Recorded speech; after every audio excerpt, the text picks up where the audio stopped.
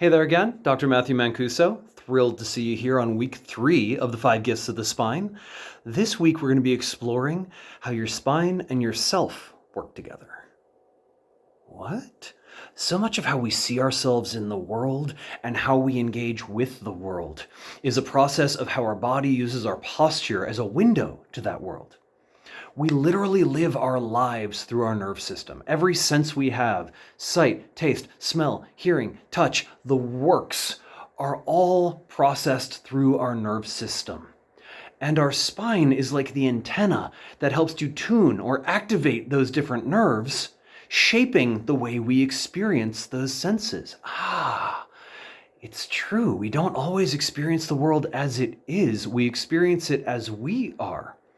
And if there's any tension, distortion, stress, or dysfunction in our particular wiring, if we are postured for defense, it's called defense posture, we will be perceiving challenges where they may not be. We may not be able to perceive the good when it could be right in front of us. It's literally our lens on life. So how do you tune that lens? How do you polish it so that you can experience more of the magic of what's happening all around you and not just the crap that you were shaped to get stuck into earlier? That's the question. So, here's the good news. You've already been practicing things that have been helping with that. Yay!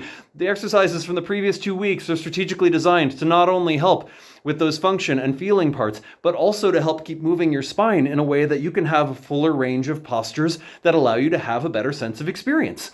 So you can experience more of the world as it is rather than from a stuck place. So good job for practicing that. That is awesome. You're already one step ahead of the game. And really, how can your posture do this? We all know it.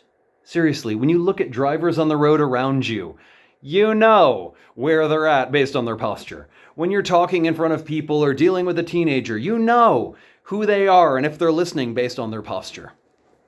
For example, if someone takes their head like this and just sticks it forward like this, tilting the spine, flexing at the 5th vertebra, you have tuned the whole notion of your nerve system into the radio station WRAG, rage, because the fight response will start to activate.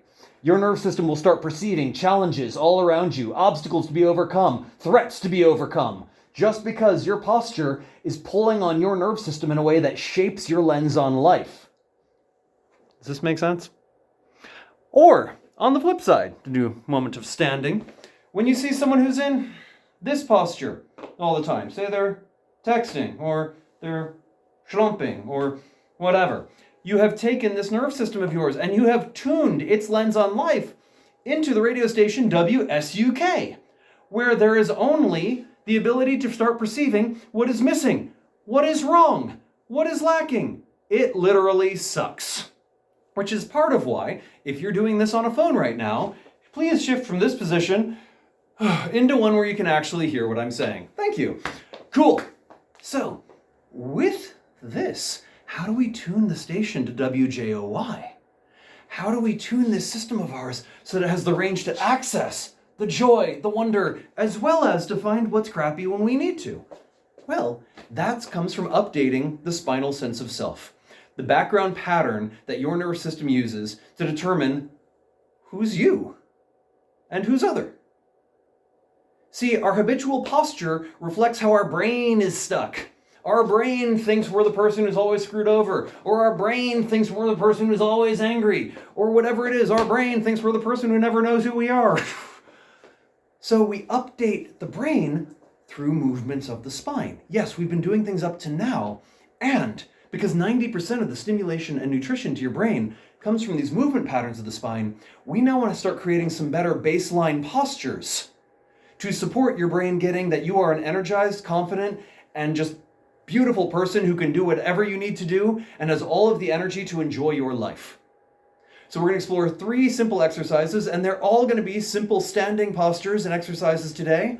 So make sure that you are ready to stand up, and if you are driving and listening to this, please don't do this right now because then you would crash and that would be bad. So pause it here and then get somewhere where you can actually get out and stand up for what's next. Okay, I assume we're all standing at this point because otherwise this is going to get weird. The first exercise is something called an Egoscue exercise developed by a guy named Pete Egoscue. Yay! So that's the weird name. It's also one of the most potent exercises I've seen to really get all the stabilizers online as quickly as possible. The ones for the hips and the shoulders and the neck. So, this exercise, I'm going to use the phone so I can point out a few minutiae right now. But we're going to be positioning the feet very specifically to start with. So you'll notice, voila, my feet. One of the rare days I'm actually wearing shoes. Normally I'm the barefoot wonder. For this exercise, I've already started my feet in that position. Most people start off with their feet somewhere like this, or off kilter. Look down at your feet. Take your hand and put your hand between your feet. If your feet are wider than your hand, congratulations, bring your feet closer. They are going to be that far apart for this exercise. Now, bonus points, a little pigeon-toed. Bring your toes together and your heels a little wider. You're going to be sticking with that posture throughout this particular exercise. It's not do every moment of every day, but it is one for this that's really going to help engage, multiple patterns of your lower body, and we'll leave it at that. So, I'm going to make sure I get my feet planted right. Cool. Press a little bit through your legs so you're really engaging your lower body. Now, for the next piece, you're going to take your hands into this modified hitchhiker position. Not just the thumbs up, yay, but also flattening the palm like this. So you're just taking the top joints of your fingers and bending them down to the meaty mounds. Your arms are going to go out to the side, thumbs pointed forward to start with, and you're going to make some small dessert plate size circles with your arms.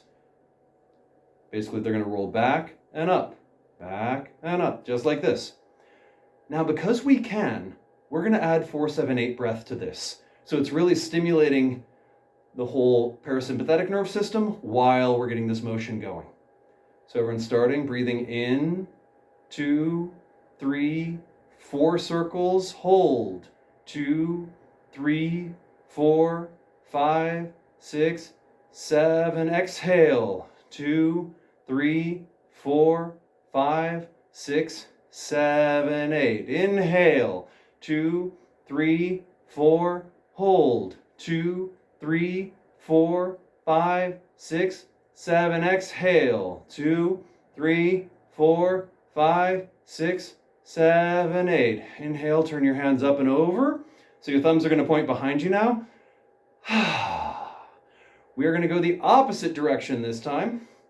So begin. Inhale, 2, 3, 4, hold, 2, 3, 4, 5, 6, 7, exhale, 2, 3, 4, 5, 6, 7, 8. Inhale, 2, 3, 4, hold, 2, 3, 4, 5, 6, 7, exhale, 2, 3, 4, 5, 6, 7, 8. Good, shake it off. You want to do about 40 in each direction. That's the amount you want to do with that exercise. Basically, 2 cycles of the 4-7-8 breath mathematically are pretty darn close to that. So, that's the first piece. If you feel inspired to do those for a little more each direction, awesome. The key is just that you have your feet a little pigeon-toed and hip width. Hip width is always closer than we think. Engaging the legs into the ground, engaging the arms out and open. And I didn't mention this, but it's because I assumed it, and never assume. When your arms are open, like you're bringing the shoulder blades together, so those are really stabilized there. The hips and the shoulders are stable. All the motion is coming right out of the shoulder joint. Cool. So that's your first simple exercise. Just so you know, all of this week's ones were designed to be done easily on a bathroom break or in front of the mirror when you start the day. Why in front of the mirror? Because these next 2 ones are best done when they are in front of a mirror. There's a factor called mirror neurons, meaning we model what we see around us. This is why you notice certain postures run in families. It's not that, oh, we all have clumpy spines. No, when you were kids and you were learning all your sensory motor pathways, you were visually modeling everyone you saw around you in your family as if they were normal. Have you met your families? They're not normal. No one's family is normal. We're all weird. Longer conversation. However, that's why these postures run in families. That's why certain disease patterns run in families. This is why certain emotions and thought patterns run in families. Because we've all holding ourselves the same way. So, These next two are based on, one is from a modification of what's called the power poses. You remember the power poses? When they were talking about how when you stand certain ways, it actually helps to increase your sense of confidence, self-esteem, and energy. It's true. They've done studies on them. It's legit. So we're going to help you with one of those now. You're going to have your feet a little wider than hip width right now. You're going to have your hands on your hips and your shoulders rolled up and back. So you have open, proud chest, feet planted into the ground, and bonus points, big smile. This posture helps with that sense of confidence, with that sense of energy, with that sense of, yes, I can. And even if your mind doesn't believe it, the body drives the mind. It'll help your mind believe it over time. So with that, rolling into this posture, and we're going to add some 4-7-8 breaths so we stimulate those happy nerves to really receive this. Ready? Let's go. Breathing in, 2, 3, 4, hold, 2, 3, 4, 5, 6, 7, exhale, 2, 3, 4, 5, 6, 7, 8. Inhale, 2, 3, 4, hold, 2, 3, 4, 5, 6, 7, 8. Exhale, 2, 3, 4, 5, 6, 7, 8. Good, shake it off. Nice and easy, right? All of this was the warm-up into this last particular posture. And this last posture is basically, how do I put this? There was a study done on people with clinical depression. And they were looking, clinical depression is where not only are these strong emotions, but it takes over your neural identity. It becomes you. So they were doing some studies on people with different medications. One medication they wanted to test, one which was the go-to, and one which was what they thought was a placebo group of people just engaging in this simple process. They found people engaging in this simple process, long story short, got really great results without the medications. Cool. I really love anything that helps us naturally feel better, so that way, if there is the time and place medications required, it actually does its job. And then we don't need medication if we don't need it. Let the body do what it can first, is just my basic motto on life. Time and a place for it all. Start with what you got. So this one, you're going to be standing, just like we were mentioning, upright, proud. Your arms are going to be rolled open like this, a fully open body posture. All of what we've been doing up to this point has been allowing for the shoulders to open for doing this exercise. In this open body posture, if you have a mirror nearby, looking into the eyes of the person in that mirror. See, they had people standing in front of a mirror, open body posture like this, big smile on their face, gazing deeply into the eyes of themselves in the mirror, and deep belly breathing, deep breathing like we've been talking about. And they found that people who did this for 20 minutes, for a month, had results beyond what they saw in either of the medications that they were testing. Now again, this was one small group. So does this count for everyone? Of course not. I cannot scientifically say that. Clinically, I can say that when people do things like this, I can tell you the mechanics of why it works. And so it really is updating that part of the brain to say, yes, not only am I confident, I can be open, I am safe in this world. Because remember how much of that neural sense of safety allows us to move beyond into being whole, into being alive, into living, into being you, instead of identified with different diseases, different tension, different challenge, different problems. So from this open, upright place, adding 4-7-8 breath, breathing in, 2, 3, 4, hold, 2, 3, 4, 5, 6, 7, 8, exhale, 2, 3, 4, 5, 6, 7, 8. As you're breathing and doing this on your own, I'll let you know I'm not going to tell you to do this one for 20 minutes a day for the next week. Let's make it easy. But could you do this for 5? Could you just take those Egoscue exercises with the shoulders, the power pose, just for a couple rounds of breath, just to open, and then giving yourself 5 minutes, heck, if you can only do 3 minutes. A bathroom break though, each day, or just gazing into a mirror and just seeing yourself there, open, smiling, breathing. Oh, you're going to feel real silly for the first couple times. I know it and accept it.